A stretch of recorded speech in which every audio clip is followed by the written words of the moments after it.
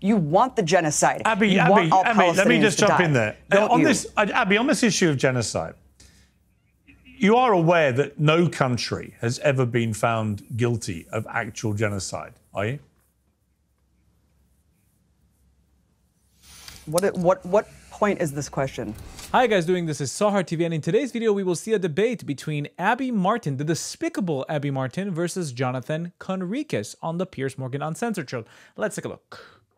Well, continuing October the 7th coverage is Abby Martin, investigative journalist and host at the Empire Files, and Jonathan Conricus, the retired Lieutenant Colonel and IDF spokesman. Welcome to both of you. Both, of course, been on Uncensored numerous times before.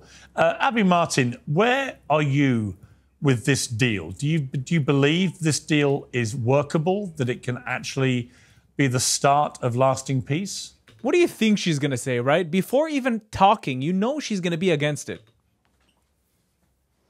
Well, of course, I welcome an end to the unrelenting slaughter and bloodletting for the past 2 years. There's been hundreds of October 7ths that have happened in Gaza. Of course, I welcome the cessation of massacres. The bare minimum demand for the last 2 years has been a ceasefire. So, of course, I welcome that. I think it's a big gamble by Hamas. I mean, this entire negotiations is basically putting Palestinians the barrel of a gun to their head and saying, subject, surrender, or die. First of all, no Palestinians were at the negotiating table. It was Gulf client states speaking on their behalf. Wasn't it Gulf states dictating what Hamas should do and should not do with Israel through Qatar? They are their puppet masters. Therefore, they have a say. Netanyahu and Kushner, who's personally invested in the settlement process. The whole gamble of releasing all the remaining hostages dead and alive within a 72-hour window is logistically insane. And of course, it's basically acting in good faith from the Israeli government, a pathologically lying, serial-killing state. Why should we believe anything that they say? They're saying they're not going to release any of the hostages, the 1,700 Palestinians they've been holding after October 7th, many women and children. Aside from that, they're talking about putting in a technocratic governing body by the likes of Tony Blair. I mean, this is basically cementing the subjugation of Palestinians. Piers. And I think the most cartoonish thing of all is the demand for full demilitarization of Hamas and other armed factions. I mean, basically what that is saying is that the precursor and justification for genocide is the notion of armed resistance. Jonathan, let me finish. Didn't he just say he couldn't hear anything? That's what he said.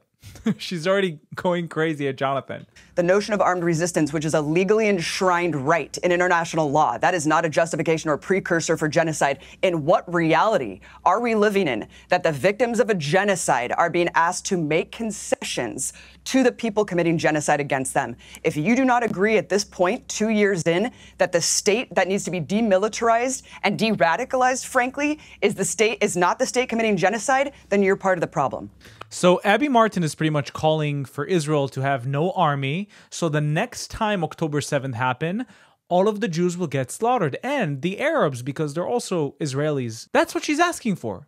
Crazy Delulu. Okay, but on that last point, before I go to Jonathan, why should a group, Hamas, who perpetrated one of the worst terror attacks of modern times, why should they be entitled to any power at the end of all this? Why should they not demilitarize? Why should they not have all their arms taken away as part of a deal?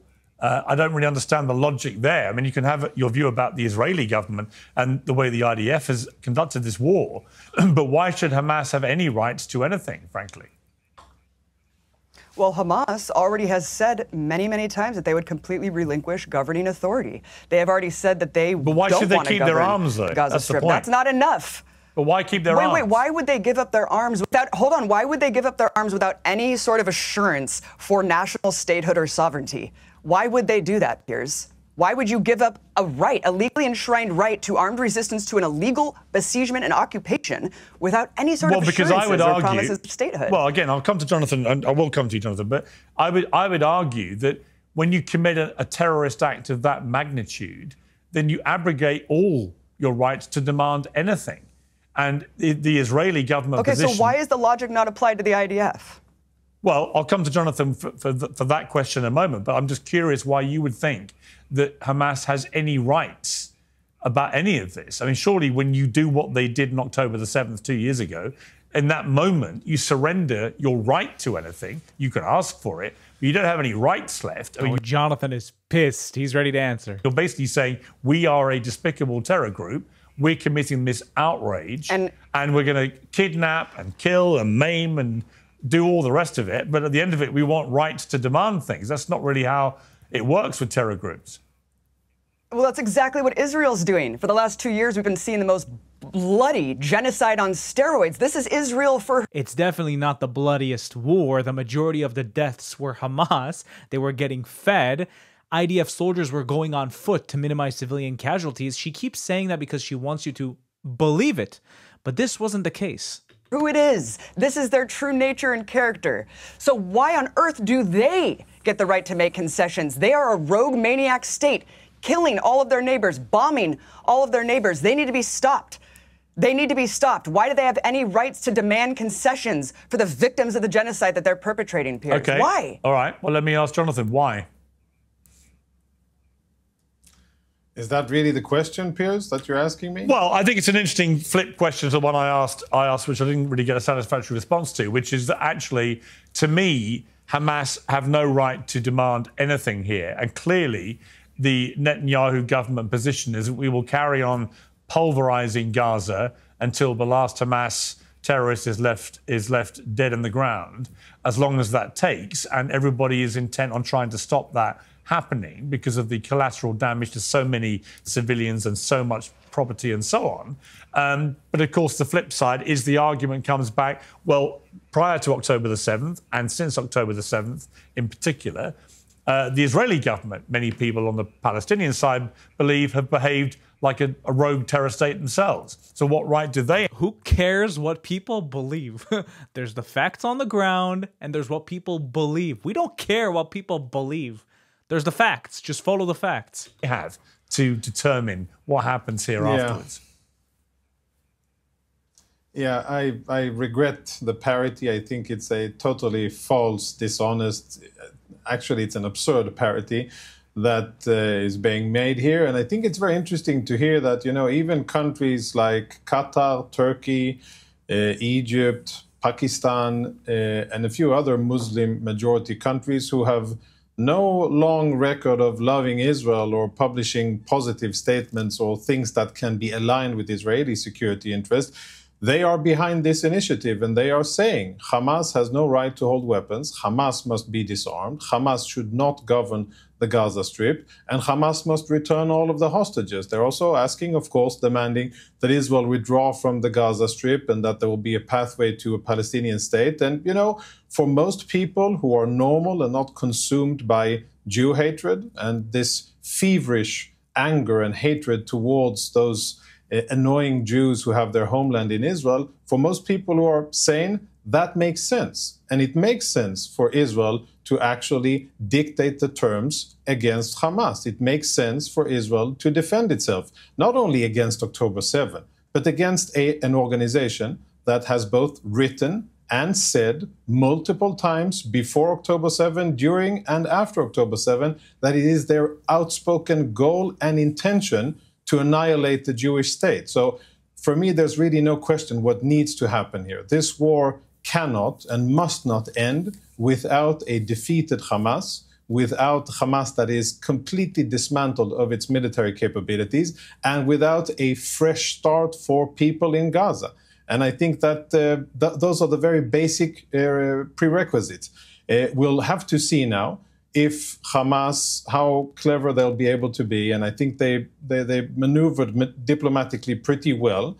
They said that they're going to return hostages. Teams are now in place in Sharm el-Sheikh in Egypt, and they're going to start discussing the details. But the Israeli and American, and actually Qatari condition is first hand over all the hostages, dead and murdered, and then we start negotiating on all of the long and very substantial list of the 21 points that remain. I hope that Hamas will do it. I hope that Hamas will be true to their words for once. I hope that they will return the hostages, those that they murdered and those that are still in. Abby can't even believe that Hamas should be dismantled. She's a strong advocate for them. Just look at her. captivity, more than 2 years, suffering, starving, abused, and everything. And I hope that they will be returned to their families. And then we can start looking at the withdrawal of Israeli forces, stopping military operations, and perhaps building a different Gaza. If you ask me if that's going to happen, what the chances are, we unfortunately have our experience, and we know that Hamas, they lie, they are deceitful, they're extremely cruel, and they will do everything they can to stay in power at the expense of the population in Gaza, at the expense of Palestinians. But I hope that for once in their short history, Hamas will do what's good for Gazans and not for the Muslim Brotherhood and not for Hamas itself. But we'll have to wait and see.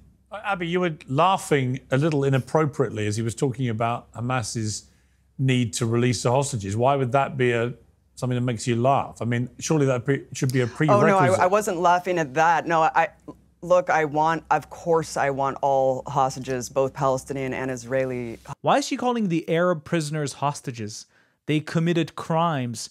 That's why they're in prisons, unlike the Israeli hostages that were just taken from their homes and from a festival. She's disgusting. To be released. I wasn't laughing at that. I was laughing at the audacity of Jonathan to just gaslight and lie and project everything that Israelis are doing onto Hamas and onto Palestinians. The audacity to look at Gaza today, which is completely demolished. We just saw the finance minister saying the demolition's done. Now the real estate bonanza begins. Netanyahu has said, bragging over and over again, we're not going to withdraw. You think we're going to withdraw? It's a joke, Jonathan. The world knows you are lying. You have lost the plot. You know who can't come home? The 17,000 children that Israelis have slaughtered. She just must plug the children and the women, you know, that emotional aspect. She must do that, right? So all of this is it's just absolutely insane that 2 years into this, we all know that you're committing genocide. The only people who won't accept that it's a genocide are Israelis. And you know what? I think that you know it's a genocide, Jonathan. I think you just support it. You want the genocide. Abby, let me just jump in there. Abby, on this issue of genocide, you are aware that no country has ever been found guilty of actual genocide, are you? What point is this question? That even in Rwanda, what is the point of that question? We know what it was determined that the legal threshold for a genocide was not met. Every single genocide scholar, even though, okay, so my point is that you're looking at Gaza today and you're saying that you've agreed that it's a genocide, Piers. No, I've never agreed that. I've said that I believe what has been going on. Okay, sure. No, because simply for the reason I've just stated, there has never been a legally determined genocide declared.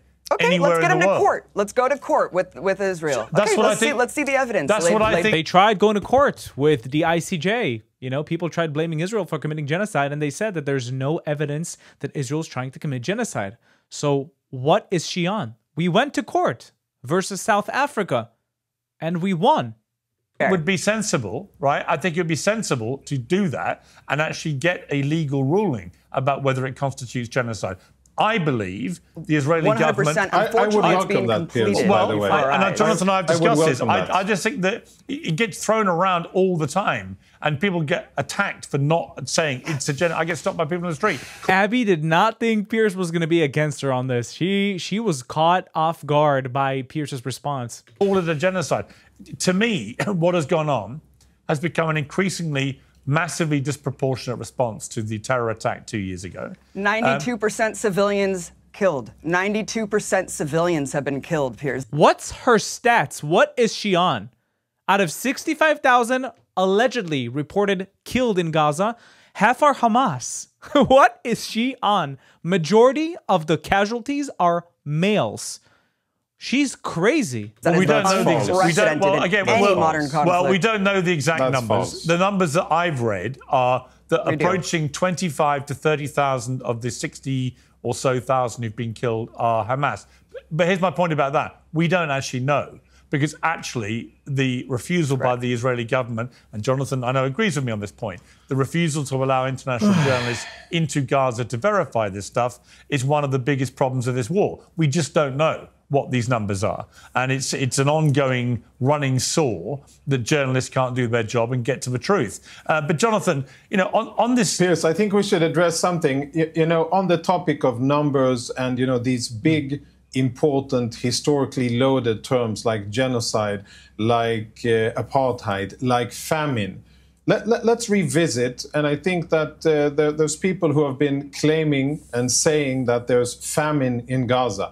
Famine was declared by the IPC, I believe, on August 22nd. Now, a friend of mine has done the numbers on it, and I think it's important to be specific here because there are definitions, and when you say famine, that means something. When a UN organization claims that there's famine somewhere, that's supposed to be backed up by data and by reality. Now, according to the numbers and statistics and the globally accustomed numbers of the IPC, which they follow, they issued a declaration that on August 22nd, there's famine in certain parts of Gaza.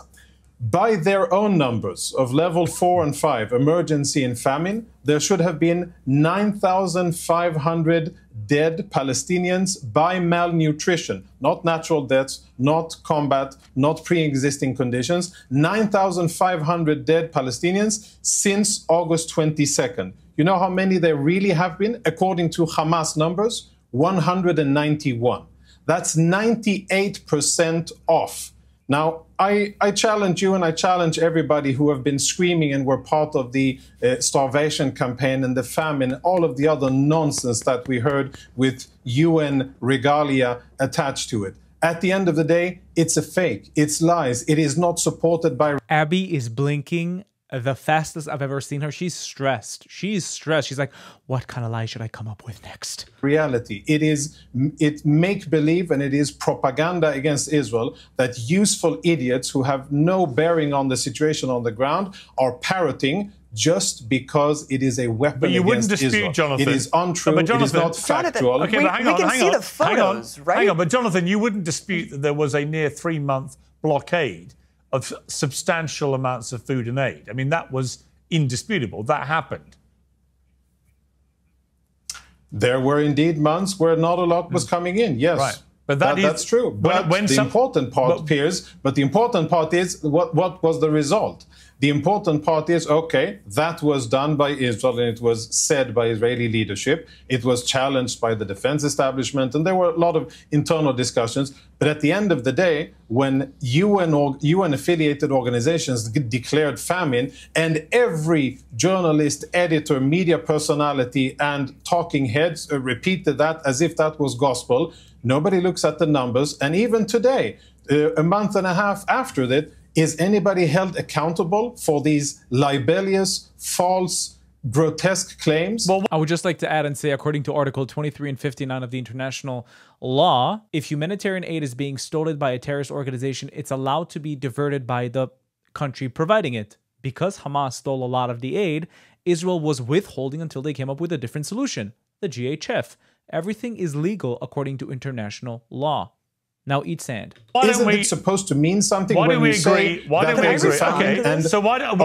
Abby, I will died? come to you. So why don't we agree? Rather like with genocide, right? I have believed that the rhetoric coming out of Smodrich and Ben-Gvir in particular has made it clear there's been a policy by large sections of this government of ethnic cleansing. They would like to see all the Palestinians gone. There has been no policy. The fact that some politicians said it doesn't mean that there was a policy.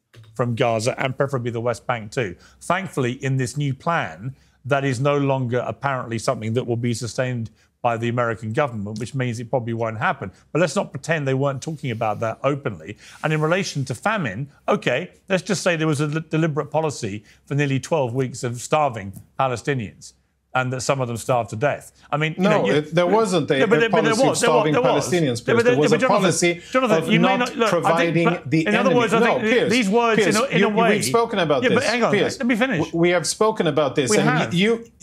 But you've addressed this, really, and we've spoken about it in the past.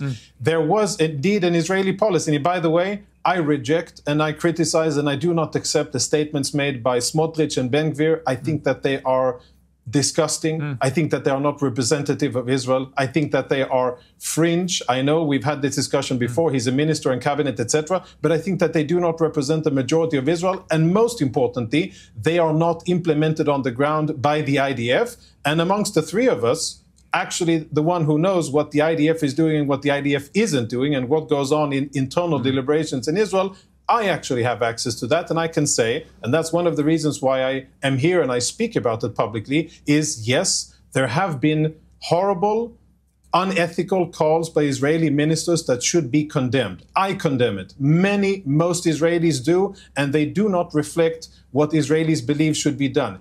Is there a will for revenge against Palestinians for what they have been doing and what they did on October 7?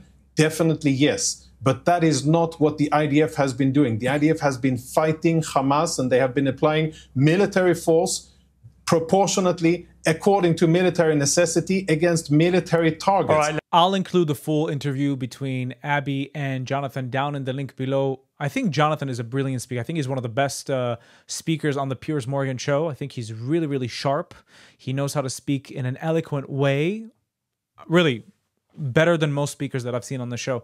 Abby Martin seems like she's being paid, allegedly, to speak against Israel. It doesn't even seem like she believes the stuff that she says. It seems like there's a specific narrative she needs to promote and just, you know, just shove in more words that will make people believe that Israel is a genocidal state, that we're trying to ethnically cleanse. Look how many times, try to count how many times she is saying it during interviews that she's taking. Unbelievable. I'll attach the full video down below so you can watch the full thing. Thank you for watching. Thank you for being here. I'll see you in the next one. Bye-bye. If you'd like to watch more of my stuff, please check out my channel down below. If you like what you see, don't forget to subscribe to the YouTube channel and hit that notification button so you can be notified every time I upload new content. If you'd like to support me and the channel financially, you can do that using Buy Me Coffee or Patreon down in the links below. Also, we now have a Discord that you can join down in the link below. And now you can become a YouTube member and enjoy